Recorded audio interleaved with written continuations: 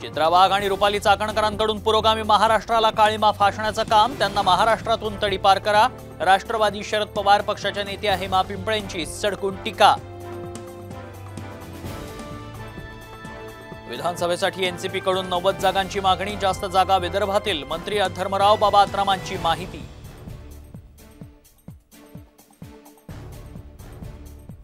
आरक्षणाबाबत ठाकरेंची भूमिका दुर्दैवी, हे म्हणजे भांडण मिटवण्याऐवजी लावण्याचाच प्रकार। प्रकाश आंबेडकरांचा घणाघात। पक्ष सोडून गेलेल्या आमदारांविरोधात शरद पवारांची मोर्चेबांधणी, शरद पवार 20 जागांवर युवकांना संधी देणार।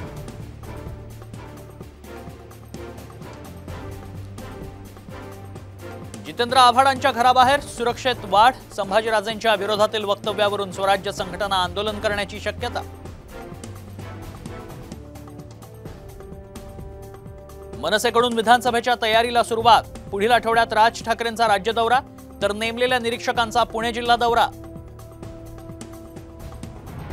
सुपारीबादचा मोठा अर्थ निघतो, त्यामुळे कार्यकर्त्यांना संताप येणं स्वाभाविक। बच्चू कडूंची मनसे मिटकरी वादावर प्रतिक्रिया। राज्य सरकारकडून शिंदे समितीला 31 डिसेंबरपर्यंत मुदतवाढ, मराठा आरक्षणाचा अहवाल आता विधानसभा निवडणुकांनंतरच सादर होणार।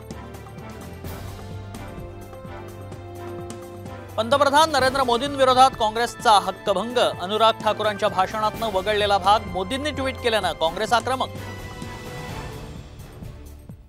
लाडकी बहीण योजनेसाठी मराठीतून भरलेले फॉर्म रद्द करण्याची प्रशासनाची नोटीस, बुलढाण्यात मनसे आक्रमक। आमदार श्वेता महाल यांच्या अंगरक्षकाची आत्महत्या, बुलढाणा पोलीस दलाचे कर्मचारी अजय गिरींनी बंदुकीनं गोळी झाडून केली आत्महत्या। पालीमध्ये बिर्याणी विकत घेण्यावरनं माजी सैनिकाला बेदम मारहाण, माजी सैनिकाच्या डोक्याला गंभीर दुखापत।